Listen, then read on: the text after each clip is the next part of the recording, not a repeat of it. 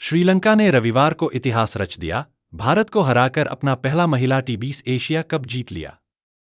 सलामी बल्लेबाज चमारी अथापथु और हर्षिता समाराविक्रमा के जुझारू अर्धशतकों और कविशा दिल्हारी के हरफनमौला प्रदर्शन की बदौलत श्रीलंका ने दाम्बुला में खचाखच भरे दर्शकों के सामने 8 विकेट से जीत हासिल की। फाइनल में समाराविक्रमा और दिल्हारी के बहुमूल्य योगदान ने एक बार फिर महत्वपूर्ण बात को उजागर किया कि श्रीलंका सिर्फ अपने कप्तान पर निर्भर नहीं है। उन्होंने इस साल अब तक 17 टी20 में से 14 जीते हैं और अपने प्रदर्शन से बड़े आत्मविश्वास और गर्व के साथ अक्टूबर में होने वाले टी20 विश्व कप में उतरेंगे। स्मृति मंधाना के 60 रन और ऋचा घोष और जेमिमा रोड्रिग्स की तेज पारियों ने भारत को 6 विकेट पर 165 रन का प्रतिस्पर्धी स्कोर बनाने में मदद की। इसके बाद जब श्रीलंका का स्कोर 28 रन पर 1 विकेट था, अथापथु ने अनुभवहीन बाएं हाथ की स्पिनर तनुजा कंवर को निशाना बनाया।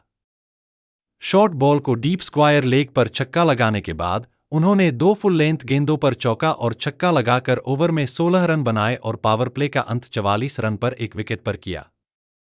एक अन्य बाएं हाथ की स्पिनर राधा यादव ने अगला ओवर फेंका और अथापथु के बल्ले से 6 रन सहित 9 रन दिए। विशेषज्ञ ऑफ स्पिनर के रूप में केवल दीप्ति शर्मा के साथ हरमनप्रीत को 2 बाएं हाथ के बल्लेबाजों अथापथु और समरविक्रमा के खिलाफ राधा और कंवर का उपयोग करना पड़ा। अंत में श्रीलंकाई कप्तान के 61 रनों में से 29 रन बाएं हाथ के स्पिनरों के खिलाफ आए। इससे पहले 61 मैचों में उन्होंने केवल 4 अर्धशतक लगाए थे और टी20 में उनका करियर स्ट्राइक रेट 100 से कम है।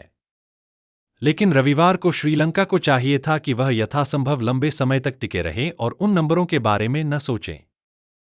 जब दीपति ने 12वें ओवर में अथापट्टू को बोल्ड किया तो भीड़ दंग रह गई। श्रीलंका को 48 गेंदों में 72 रनों की जरूरत थी और भारत के वापसी करने का मौका था।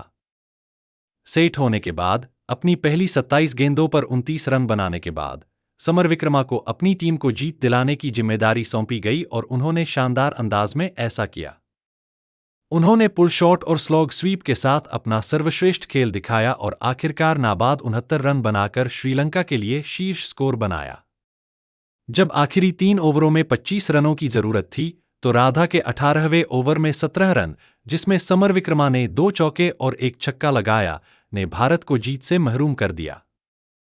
दिल्हारी, जो एक मजबूत बॉटमहैंड खिलाड़ी हैं, ने 16 गेंदों पर नाबाद 30 रन बनाए और अंतिम ओवर में छक्का लगाकर जीत पक्की कर दी। दोनों ने तीसरे विकेट के लिए 40 गेंदों पर नाबाद 73 रनों की साझेदारी की, जो मैच को बदल देने वाली थी। इस बीच भारत ने मिसफील्ड और 2 कैच छोड़े और खेल के फिसलने के साथ ही रणनीति की भी परीक्षा ली। इसमें हरमनप्रीत की एक गलती भी शामिल थी जब उन्होंने 15वें ओवर में समरविक्रमा के 45 रन पर रहते हुए एक आसान कैच छोड़ा था। मंधाना ने एक और अर्धशतक लगाया। मंधाना ने फाइनल में अपने अनुभव का पूरा इस्तेमाल किया। श्रीलंका ने पावर प्ले के पहले 5 ओवरों में दबदबा बनाया और मंधाना ने प्रति गेंद 14 रन बनाए। लेकिन अंतिम ओवर में उन्होंने बाएं हाथ की तेज गेंदबाज उदेशिका प्रबोधनी के खिलाफ रन बनाने के लिए आगे बढ़कर गति बढ़ाने की कोशिश की। उन्होंने 3 चौके लगाए और भारत का पावर प्ले 44 रन पर 0 पर समाप्त हुआ। शेफाली वर्मा और उमा छेत्री के आउट होने के तुरंत बाद मंधाना ने बहुत छोटी या बहुत फुल गेंदें, खासकर अथापट्टू को दंडित किया और 36 गेंदों पर अपना 26वां टी20 अर्धशतक पूरा किया। 5वें ओवर में 10 गेंद पर 10 रन बनाने पर हर्षिता ने कवर पर उनका कैच छोड़ दिया। दिल्हारी श्रीलंका की हालिया सफलता में महत्वपूर्ण रही है। 17 ओवर के अंत में लेग स्पिनर ने 18 रन दिए और अपने 3 ओवर में 2 विकेट लिए। लेकिन घोष के खिलाफ पारी का अंतिम ओवर, जो कि घोष के खिलाफ था, कड़वाहट भरा था। पहली गेंद लेग ब्रेक थी जिसे घोष ने कट करने की कोशिश की और शायद गेंद विकेटकीपर के पास पहुंच गई। गेंदबाज और कीपर की ओर से जोरदार अपील की गई, लेकिन अंपायर ने कोई प्रतिक्रिया नहीं दी। दिल्हारी ने निराश होकर मैदान पर लात मारी, लेकिन इस टूर्नामेंट में डीआरएस नहीं था। अगली 3 गेंदों पर घोष ने 2 चौके और 1 छक्का लगाकर भारत को 150 के पार पहुंचाया। दिल्हारी ने अपने अंतिम ओवर में 18 रन दिए। घोष ने आखिरकार 14 गेंदों में 30 रन बनाए।